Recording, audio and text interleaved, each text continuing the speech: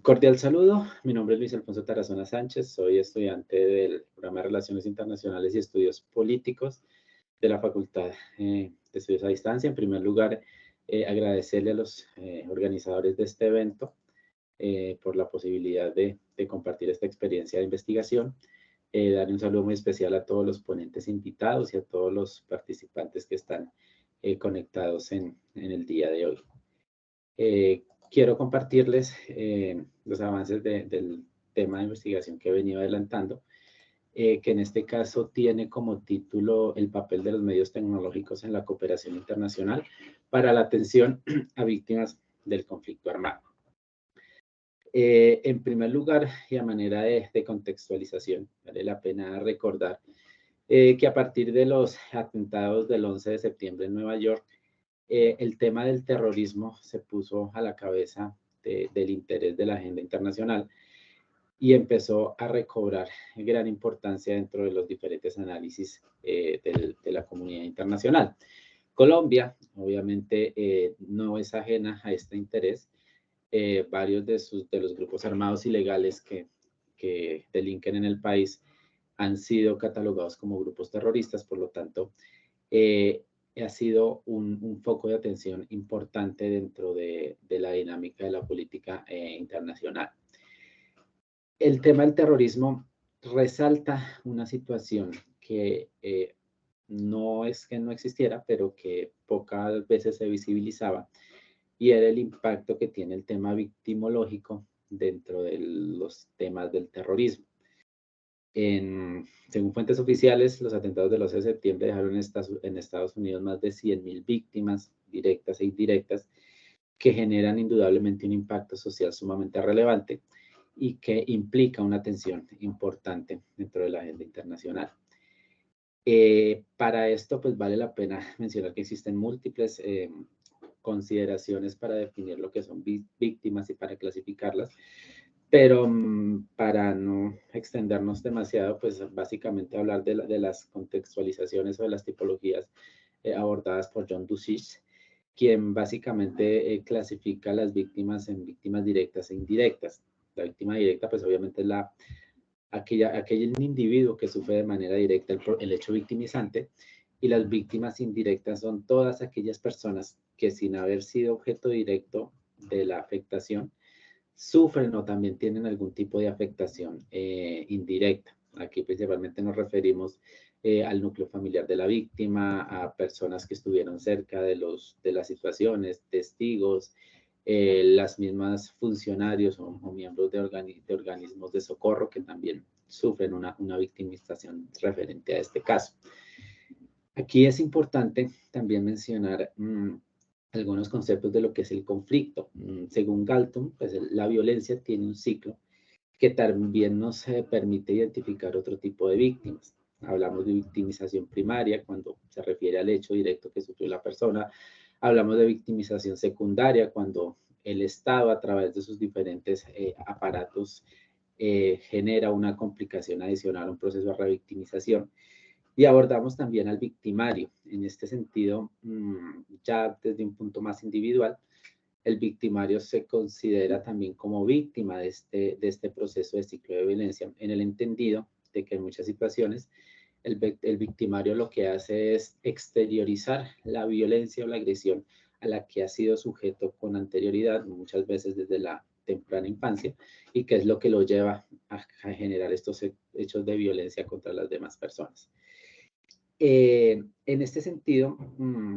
en Colombia se promulgó la ley 1448 en el año 2011, que es conocida como Ley de Víctimas y Restitución de Tierras, que recobra una importancia relevante a partir de los acuerdos de paz del 2016, en donde se empieza a pensar en un escenario de posconflicto y las víctimas empiezan a tomar protagonismo en el entendido de que al no haber conflicto, o en el escenario hipotético de no haber conflicto, queda un grupo de víctimas que requiere de un abordaje integral. Este abordaje integral no solo está centrado en la reparación económica, sino que también se requieren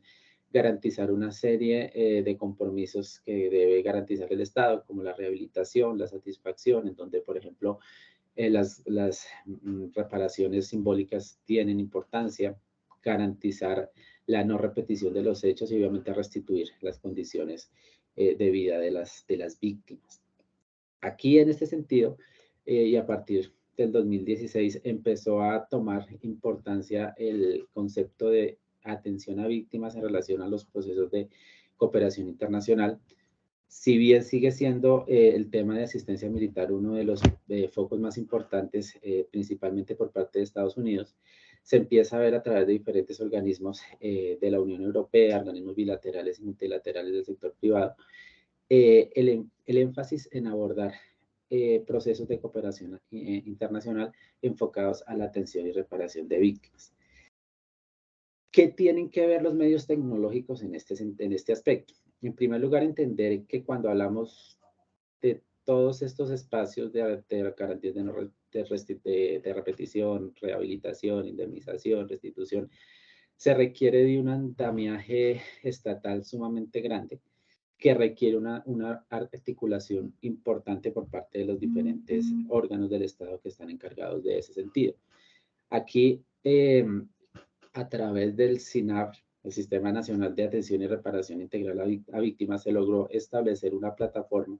digital que le permite a todas las instituciones del Estado involucradas con la atención y reparación de víctimas poder conocer información en tiempo real, cruzar bases de datos, conocer capacidades de las diferentes instituciones y de esta manera poder ofertar una mejor atención a las víctimas del conflicto armado. Es también importante el desarrollo de los medios digitales en torno a las posibilidades de control por parte de los diferentes organismos de control e incluso de las mismas víctimas que tienen la posibilidad de hacer seguimiento directo a la manera en que los diferentes proyectos de cooperación internacional se van ejecutando, cuáles son los territorios en los que se están impactando, cómo hacer parte de estos procesos o de estos proyectos más bien de atención y reparación que se coordinan a través de la cooperación internacional. Obviamente la difusión de información a las víctimas a través de diferentes canales, redes sociales, chats, grupos o redes de apoyo que se logran conformar de manera digital y que permiten a las diferentes agremiaciones de víctimas tener un contacto, tener una coordinación y tener acceso a una serie de información que les permite tener fortalezas en el acceso a la oferta de servicios que tiene el Estado para la atención y reparación a las víctimas. Todo esto, pues obviamente se vería muy limitado si no existiera este desarrollo tecnológico, porque abordar a más de 9 millones de víctimas que se encuentran registradas en este momento, pues no es una tarea titánica que los medios digitales han permitido abarcar de una manera mucho más efectiva al poder tener una mayor forma de difusión.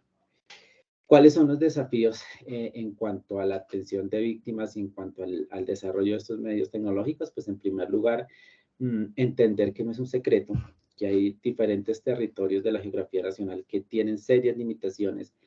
para garantizar el acceso a la internet, al fluido eléctrico y que obviamente impide que esta información digital llegue a todas las regiones del país. Y aunado a esto, pues está obviamente la necesidad de capacitar de forma adecuada a toda la comunidad, dado que a veces se da por entendido que por el hecho de que haya una página web o por el hecho de que haya una red social, ya todas las personas tienen los conocimientos para abordar las temáticas y esto pues no en todos los casos es real. Hay personas que no logran, precisamente por el acceso, tener esas habilidades digitales y es importante desarrollarlas de mejor manera, además de garantizar la cobertura total y no dar por sentado que porque existe una página web o porque existe un mecanismo de comunicación, ya todas las víctimas están al tanto y están enteradas de las rutas de atención y de los procesos que el Estado tiene para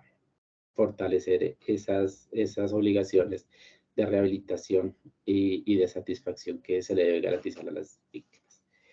Agradezco la atención prestada y espero que este tema haya sido de interés para todos ustedes. Muchísimas gracias.